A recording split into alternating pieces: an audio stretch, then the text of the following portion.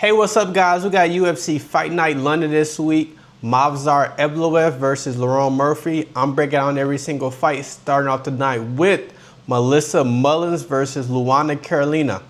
So, I'm going Melissa Mullins. I did consider choosing Luana, but Melissa Mullins, she's better on the ground, and when she's in the clinch situation, when she could smother the opponent. Now, the question is, do I think Luana will allow her to? I'm going to say Luana will allow her to get in the clinch, and that's the opportunity that Melissa needs to take the fight to the ground. Melissa is very tough. Luana does have the better striking, but to be quite honest, Luana backing up against the fence, it's kind of prime real estate for Melissa to take her down and kind of grind her out. It is a close fight just because Luana has the advantage on the feet. So that's why the odds is close, because it's really a close fight. But I don't like the one shot at a time Luana throws. They need to put combos in and beat Melissa. And Melissa's tough, like I just said. Next, we got Shem versus Abdul-Kareem Al-Selwady. So I got Abdul-Kareem. I know a lot of people are on Shamrock. Shamrock has very good jiu-jitsu. He got just enough striking to close the distance. He did win a round his last fight, but I mean, that's not much. Abdul-Kareem, he's chinny, but he's powerful with a nice overhand. He's a very strong, compact guy. I think his wrestling is good enough to keep the fight where he wants it, which should be on the feet, or to control it on the ground enough. Now, Abdul doesn't make fights often. He actually backed out of the fight this year. He hasn't fought in 2 years. But I just think his ability to control where the fight takes place, whether it's on the ground or on the feet, I think he got the bigger advantage. I don't think Shamrock is going to put his lights out, which is what you kind of need to beat Abdul. But, you know, he's chinny and anything can happen. Shamrock does have good jiu-jitsu. Abdul never been submitted in his career. That can change at any moment, though. We've seen that plenty of times. But I got Abdul to get the victory. Next, we got Louie Sutherland versus Brando Peričić. So I got Brando to get the victory. Louie's he's very heavy up top, very powerful, and got a good low kick. It's a heavyweight fight. Most of them going to be powerful. He has an accurate backhand. Louie does. He lands his back, whether I think he's orthodox, but he lands his two a lot. He is very accurate. Brando, I'm choosing him though because I think he's the more technical guy at heavyweight. I think he'll be a little taller, maybe a little bit, maybe 2 inches taller. He's gonna be more athletic, and I think that's the big differential when looking at these two fighters. Brando has power on the feet, but on the ground, I think Brando is a little bit better technically. Louie Sutherland, you know, he's not bad. He got power, but the problem is we haven't seen enough of both of these guys against high-level competition.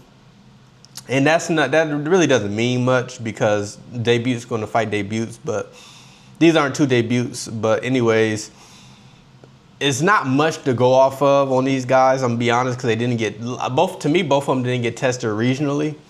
So even though I know Louie fought in the PFL and he lost, but you know he's going to get certain stylistic matchups that like great grapplers. Brando isn't that. Brando's kind of good everywhere, but he's a smaller heavyweight, so Louie does have the chance to land a good punch. Now we got Antonio Trócoli versus Mantas Kondratavičius. I attempted to pronounce that.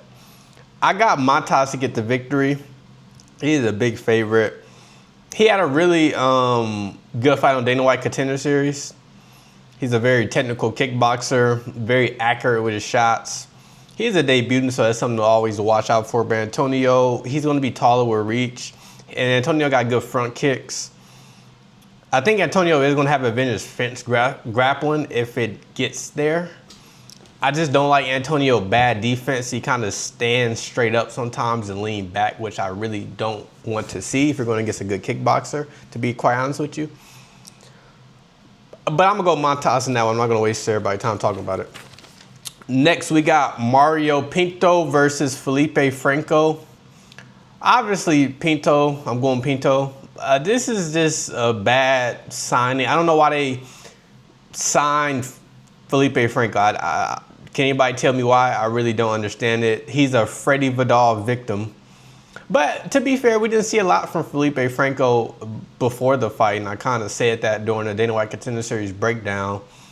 So it's not surprising that he lost.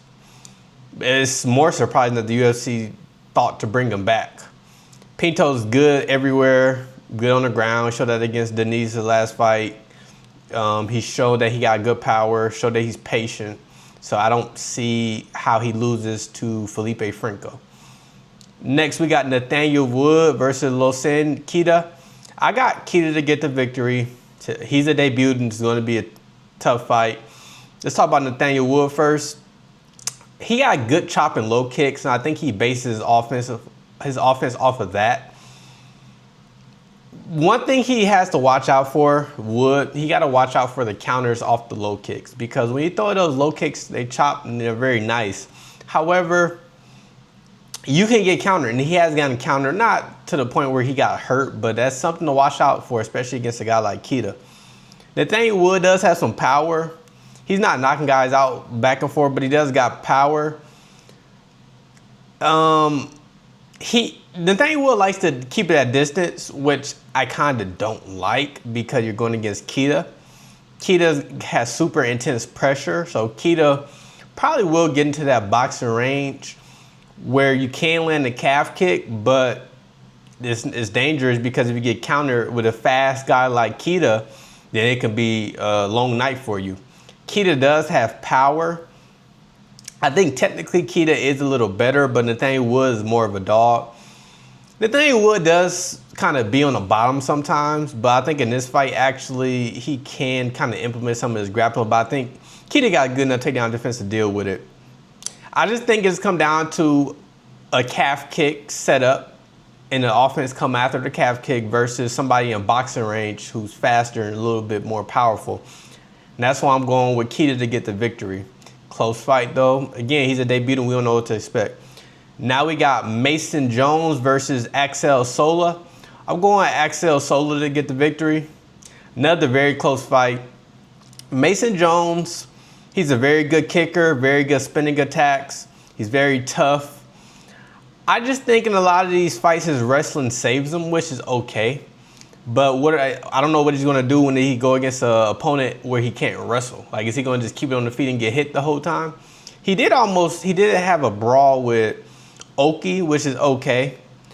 But having a brawl with Jeremy Stephens at that point of Jeremy Stephens' career, to me, you want to set yourself apart. I don't think that's what you should be doing. Now, look, this is not saying Mason Jones can't win. I just think Axel Sola got good takedown defense, got a good switch stance. And since he's he's not a good switch stance. Since Sola's in southpaw, it's going to be a lot of backhand things he can do. He has a good two from his backhand, and he has good body kicks from the backside. Now, I think he can capitalize on Mason Jones, that stance battle. I think he can capitalize on that, because to me, Sola, he doesn't need to gauge the distance with the jab, which is something you kind of get shut down and you fight for like that lead hand battle when it's orthodox versus southpaw. I think Sola's going to just throw the two out and that back kick out. Now, I think I won't say outpace Jones, because Jones do got a good pace, but he can keep the fight where he wants to against Mason Jones. And I think his takedown defense is good enough if he gets taken down, he'll be against the fence, because of the way he fight, and he could use the fence to climb back up, and he's shown that a lot in his regional fights. So that's why I got Axel Sola to get the victory. Next, we got Curtis Campbell versus Danny Silva. I'm going to be honest, I'm not a fan of Curtis Campbell fighting style. I don't know him as a person, so I wanted to choose Danny Silva, but I'm choosing Curtis Campbell. It's a close fight. Danny Silva, he likes fighting at range, good stance switches. You got to fight with a little swagger. I'm just concerned about his grappling against Curtis Campbell. It is to note, Danny Silva did survive Vallejos, which is not an easy thing to do. We just seen what he did last week. But Curtis Campbell, he's a good grappler. Curtis Campbell got really good kicks, really good low kicks and body kicks and even head kicks, but you seen him like stride more in the body kicks and the low kicks.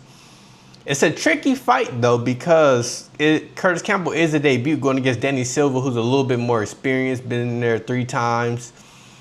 I just think Curtis Campbell, if he decides to get in the pocket and grapple, I think he have a lot of success. I won't say super amount of success, like he's gonna tap him out one round. I wouldn't say that, but I think that's the style that Danny Silva hasn't seen since the regional scene. And he beat the guy in round 1 in the LFA, but he did get his back taken. I think if Curtis Campbell take it back, it's far more consequences. The big question is, will Silva anchor down and punish Campbell? Because Campbell does get hit a fair amount. I don't think so, just based on his fighting style. So that's why I got Curtis Campbell to get the victory. Now we got Roman Dolidze versus Christian Leroy Duncan. This is a very conflicting fight for me. I want to go Dolidze. I like the Georgian fighters. I'm going to Christian Leroy Duncan. And I'm going to tell you, okay, let's talk technical first. Technical, Christian Leroy Duncan throws too many kicks, too many naked kicks. He has gotten taken down off of his naked kicks. Gregory Rodriguez was a great example of it. But Gregory Rodriguez, it's a lot of power coming at Christian Leroy Duncan, and he respected Gregory Rodriguez a lot. That's where he messed up at. But he throw a lot of kicks, he get taken down off kicks. He got taken down as 2 out of the last 3 fights off of kicks. However, he came off the best performance of his career, Christian Leroy Duncan did. So it was very hard to choose Roman Dolidze coming off the worst performance of his career. Granted, it was to a top contender. However, he didn't put together his fight, he didn't put together everything very well. Roman Dolidze is a submission threat. Good black belt, got his black belt fast. He never tapped nobody out in the UFC. That's just the reality of it. He can, but he hasn't done it yet. Now, Dolidze, he took down Kevin Holland off a kick, or if it's not off a kick, he's going to a body lock. I just gotta choose the guy that's a relentless finisher with punishing strikes over the older guy who's never got a submission in his UFC career. I know he's good at jiu-jitsu. I'm not saying he's not. It's just 37 versus 30. Christian Leroy Duncan, he is getting taken down every fight, which I don't like. But he's not panicking to use the underhooks to get back up, which is something technically I like to see, because it lets me know that he knows what's going on the ground. It's just, I gotta go CLD. I don't think Dolidze the worst pick in the world, but is he gonna be hurt like he was last fight? I don't know. But what I do know is I have to go CLD just because he just came off the best performance of his career, and Dolidze came off the worst performance. But is that enough to beat Dolidze? We'll see. Next we got Iwo Baraniewski versus Austen Lane. I'm going Iwo to get the victory. It's just, look, Austen Lane got the height and the reach. I just don't like him coming down to 205 after he's got knocked out like a lot of times in his career at heavyweight. It's not good. Iwo came off a good fight against Aswell, where it was a rock'em sock'em fight. He's very tough. He actually got good grappling too, but he's just explosive on the feet, and he's a fight ender. Got a lot of experience amateurly. Kind of grew up fighting. I think he got judo as well and grappling to fall back on, so I don't think Austen Lane is going to hold him up against the fence. And Austen Lane can catch him, but I got Iwo to get the victory. And now we got MVP versus Sam Patterson. I'm going MVP in this one. The biggest question that I pose to people is, do you think Sam Patterson will track MVP down? So far, not many people has done that. The only person who came close was Ian Gary, and Ian Gary had to use a lot of grappling. Sam Patterson and Ian Gary do got the same type of build. They're tall, lanky. I just think Sam Patterson is very dangerous in a firefight. He could give some and take some. That has got him knocked out in the past. However, against MVP is hard to catch him. It's hard to catch him. And then at welterweight, he's very physical in the clinch. He's physical in the clinch at 85, but it's even more at 70. And I think that's a problem again for Sam Patterson. MVP just got a tricky style. You're gonna need a specific guy to beat him, to punish him. If Sam Patterson can track him down, Sam Patterson does have the power to end the fight at any moment. However, I just personally gotta go MVP. I think he's hard to track down. Now we got the UFC London co-main. We got Luke Riley versus Michael Aswell. So I'm going Michael Aswell. And this fight is a conflicting fight for me because I really want to choose Luke Riley. It just, when I turned on the film, Luke Riley, he has the power. That's something that nobody can't deny. Throws and flurries. He's boxing heavy, and I think if you get in the boxing fight with Michael Aswell, if you're Luke Riley, then I think that's a losing fight. Michael Aswell is very tough. He got good boxing himself, and he spends a lot more time in the pocket than Luke Riley. Luke Riley does this thing where if the pressure gets too much, he just balls up and reset. I don't know if Michael Aswell is going to let him just do that, though. I think Michael Aswell is going to be in his face the whole time. I think that gets him a little trouble. Now, Michael Aswell gets hit a lot, and this is the reason why I was kind of wanting to choose Luke Riley, but watching the film, I chose Michael Aswell. If Luke Riley can catch Michael Aswell, he can hurt him. Can he knock him out? Sure. He's knocked out most of the guys he fought. But how many shots can Luke Riley take in that boxing range? Luke Riley, he gets hit a lot, but he prefers the fight at his distance. I like Michael Aswell, how he gets in and out. So if Michael Aswell can land a good 1-1, he got a great 1-1-2, 1-2. If he can land a good 1-1-2 on him, on Riley, and then get out the pocket, then that's the hook. That's the hook that Riley's going to throw. It was in the pocket. It's not going to be outside the pocket. Riley does have some okay calf kicks and knees, but he likes brawling and using his hands a lot. So this one, I'm okay with being wrong in this fight, but I'm choosing Michael Aswell. Now we got Movsar Evloev versus Lerone Murphy. I'm going Movsar Evloev. I like Movsar. I like Lerone. I just think Movsar is a level above Lerone because of the grappling that he got, and he's very durable, which goes unnoticed. Lerone, he's on the bottom a lot. Against Dan Ige, he's on the bottom. Even against Aaron Pico, he's on the bottom. Now he won those fights, but I don't know if he can use that same approach where he can control where the fight takes place against Movsar, and that's the issue. Movsar been in there with Aljamain Sterling. He's been in there with Arnold Allen. He's fought differently. He's failed at his takedowns. He had multiple ways to win. Lerone is undefeated, so obviously he do too. I just think if Movsar had grappling early, I don't think he's going to do what Aaron Pico did and just throw his chin out there. So then I think Movsar going to win, because if he's not going to get knocked out from Lerone, then I think the fight will take place on the mat, and I think Movsar has an advantage on the mat. Lerone is not to be counted out because he's done it up to this point. Very durable. He's explosive. He takes risks. He's very tough. I just think Movsar, he's a top 3 featherweight, and he's going to show it. So those are my 4 picks for UFC London. Some good heavy favorites, but still a good card. Let me know what you think about them in the comments, and like, comment, subscribe, and have a good one.